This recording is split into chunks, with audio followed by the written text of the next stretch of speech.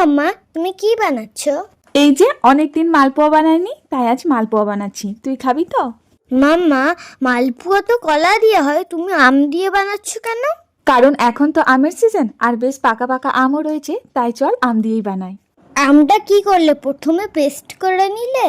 হ্যাঁ, আমটা ভালো করে পেস্ট করে নিয়ে তারপর 1 কাপ ময়দা, হাফ কাপ সুজি, হাফ কাপ চিনি, হাফ কাপ চালের গুঁড়ো আর ওই আমের পাল্পটা দিয়ে ভালো করে দুধ দিয়ে মাখিয়ে নিয়েছি। আর হ্যাঁ, 2টো এলাচ ফাটিয়েও দিয়েছি।